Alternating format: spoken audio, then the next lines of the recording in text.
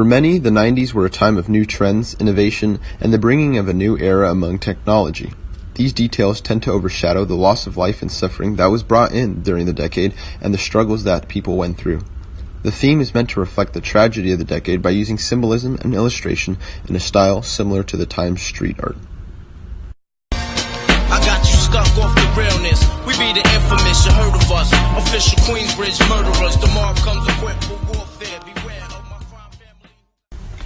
During the 90s, Nirvana and hip-hop artists were very prevalent in the musical culture.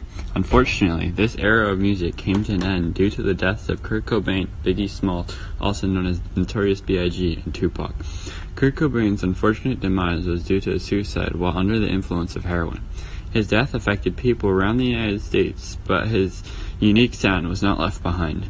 Cobain was found dead in his house by an electrician due to a shot to the head by a 12-gauge shotgun dealt by himself, likely caused by depression and anxiety. Unlike Kurt Cobain, Tupac and Biggie Smalls were shot dead within months of each other in drive-by shootings. Although the killers of these legends are still unknown, they are thought to be business-based or gang-related. To this day, these rappers are still thought to be some of the greatest rappers in history.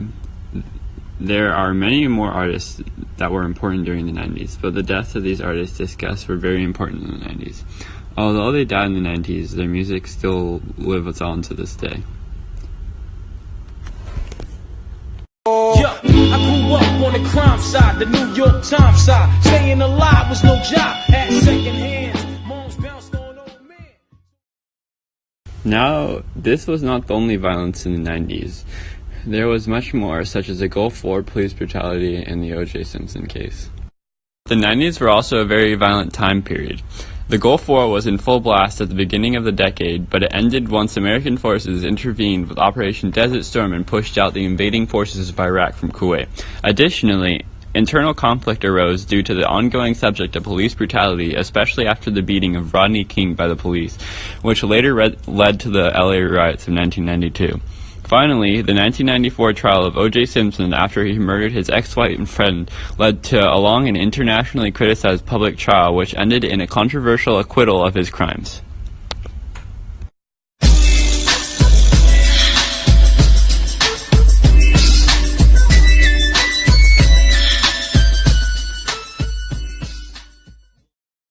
This decade was extremely eventful, and unfortunately many great idols passed away during this period.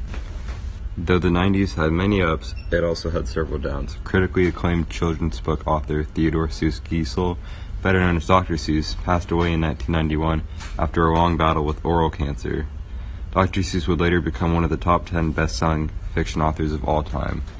In addition to this tragic loss came another. Jim Henson, better known as the creator of the Muppets, sadly passed away at the early age of 55 in 1990 when he contracted toxic shock syndrome that was caused by pneumonia.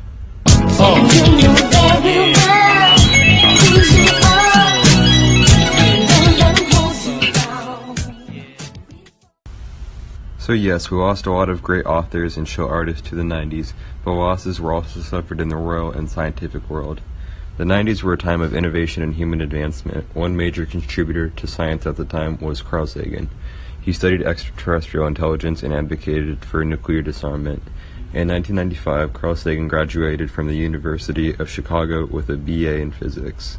During the 60s, Sagan attended Harvard University and the Smithsonian Astrophysical Observatory, where he studied the physical conditions of planets, specifically Venus and Jupiter.